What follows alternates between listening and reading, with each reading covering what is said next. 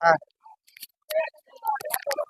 আসসালামু আলাইকুম রহমতুল্লাহি ওয়া বারাকাতুহু। এখানে দেখতে পাচ্ছেন খাবার দাবারের বন্দোবস্ত করা হয়েছে। এই যে খাবারের বন্দোবস্ত করা হয়েছে, এটা সম্ভবত নিজের পয়সা খরচা করে হয়তো খাবারের বন্দোবস্ত করা হয়েছে, তাই তো? এটা সরকারি ভাবে কোনো খাবারের বন্দোবস্ত করা হয়নি।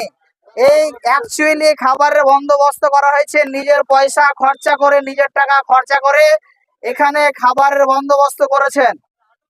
আচ্ছা, আপনারা আনন্দে খাচ্ছেন এখানে, আপনারা এসেছেন বাবরি মসজিদ দেখবো সে সূত্রে, আর সবকিছু বেঁধে এনেছেন যে আমরা ওখানে গিয়ে রান্না করে খাবো। আচ্ছা, খাবার খেলেন, এখানে বসে কেমন লাগছে? খুব ভালো লাগছে। খুব ভালো লাগছে। খুব খুশি আমরা। আচ্ছা আচ্ছা, প্রচন্ড খুশি।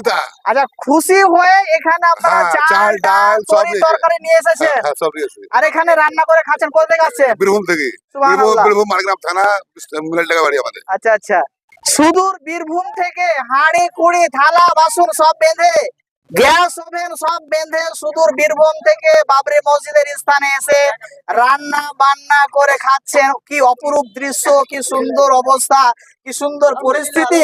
চাচা, কেমন লাগছে? আলহামদুলিল্লাহ, খুব সুন্দর, আমরা খুব খুশি। আচ্ছা, এর পূর্বে এসেছিলেন? না, আজকে প্রথম? মানে এটা সবে মাত্র শুরু হলো, এরপরে আবার আসবেন? ইনশাআল্লাহ ইনশাআল্লাহ, যেদিন আসবে জামাতে একদিন নামাজ পড়বো, আল্লাহ যদি পড়ায়। ইনশাআল্লাহ আল্লাহ যদি পড়ায়। তো দেখতে পাচ্ছেন খাবারের যে দৃশ্য, খাবারের যে চিত্র, ইনারা রান্না করে খাবার খাচ্ছেন। এটা কেউ ভাববেন না ওখানে গেলে ফ্রিতে কোনো খাবার পাওয়া যাবে। ফ্রিতে কোনো খাবারের ব্যবস্থা নাই। এখানে যে খাবারগুলা খাচ্ছেন সুদূর বীরভূম থেকে এসেছে